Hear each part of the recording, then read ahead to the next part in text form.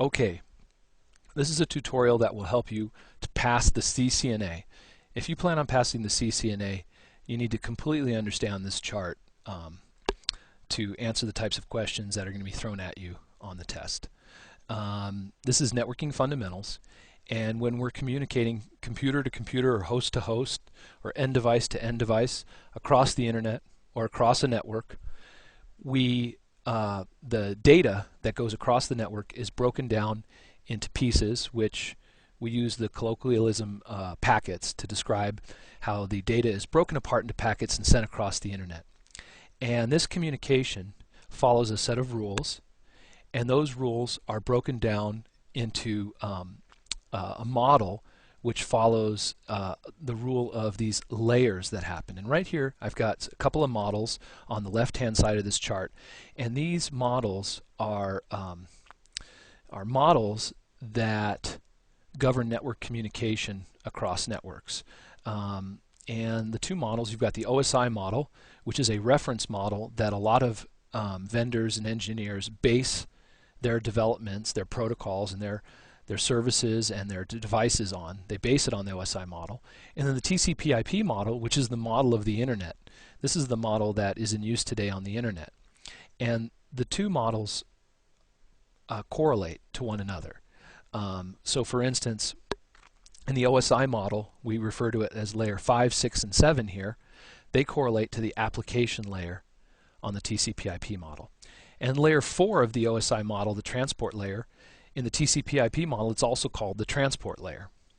And then layer 3, the network layer on the OSI model, is the internet layer on the TCP/IP model. And then the bottom two layers of the OSI model, the physical layer and the data link layer, correlate to the network access layer in the TCP/IP model. All right, and as data is broken apart and sent over the internet, it happens in a layered, it happens in a linear layered way. So you have some data and you want to send it. You're using a web browser, and you want to send a request for a web page. You want to get a web page. Well, that message, that request is data. Okay, and the format here is data. And you'll see in this column I've got, this is called PDU, or Protocol Data Unit. And as that data is broken apart and sent across the internet, it's the packet that's formed goes through certain stages in which information is added to that data and broken apart and then sent. So we're going to talk about that right now. So at that top layer, when you're formatting that request to the web browser, you're dealing with data. At layer 4, the data is broken apart into pieces called segments.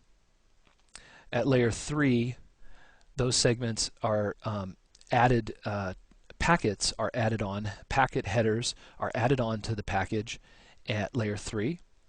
At layer 2, frame headers are added to the package. And then at layer 1, the package is encoded into bits and then sent across the internet.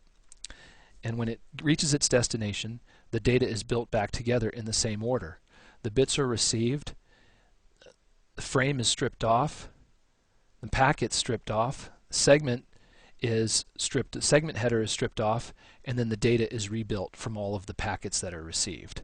So, and these are the protocol data units. And you have to understand and you have to memorize which PDU, which protocol data unit, operates at what layer. So it's imperative that you know that when I'm talking about packets in the test or in the Cisco CCNA, if they're talking about packets, they're talking about layer 3, the network layer. And if they're talking about a frame, they're talking about the data link layer, and so on and so forth. So it's very important to understand that for the test.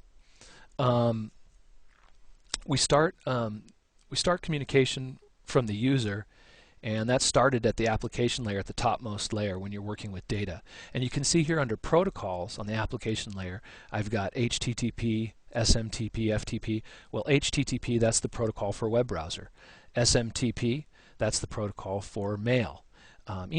FTP, file transfer protocol, and you'll see these other protocols here. So all of these protocols relate to a service or a process or program or an application, i.e. the application layer, a network application that you can use to communicate across a network or across the internet. Okay, and then we have some other protocols here. We've got at the presentation layer, the data is formatted and then presented to the user. And so we've got different formats. We've got JPEG, which is compression, zip compression, MP3 file. We've got ASCII text. You have different types of formats and compression schemes and security that can also be put on at this layer. Then I'm going to we'll skip the session layer for right now, and we'll talk about the transport layer. The protocols that operate at the transport layer are TCP and UDP, and it's very important. As you can see, the model is called TCP/IP. TCP is a very important protocol on the internet.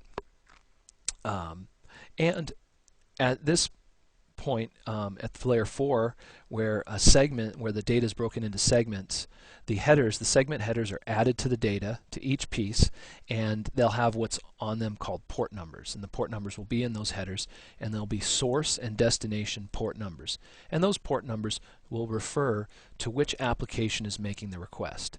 So if you've got a port number of 80, then you know the request is from is towards an HTTP web browser. So you want a web page, in the segment it'll have a port 80 number in the segment, and then when the data arrives at its destination, the computer is able to figure out, port 80, you want a web browser, you want a web service, you want a web page. At layer 3, packets. Packets have IP addressing information inside of the packet headers. They've got source and destination IP addresses, and IP addressing is the routed protocol. IP is the routed protocol of the internet, and every computer on the internet has to have an IP address. So this is oftentimes called a logical address because you configure it through software. You configure it through your operating system. The IP address is configurable. At layer 2, the frame is technology dependent. So in this case, we're usually talking about, at this layer, an Ethernet frame. Let's say on our local network, usually Ethernet is the protocol du jour at layer 2 on local area networks. And at this point, we're talking about MAC addresses. So MAC addressing, every computer that has a Ethernet NIC or network interface card has a burned-in physical MAC address, burned right into the card, a unique address that identifies each computer individually on the internet or anywhere. If you have a NIC, you have a MAC address, and that's a unique address.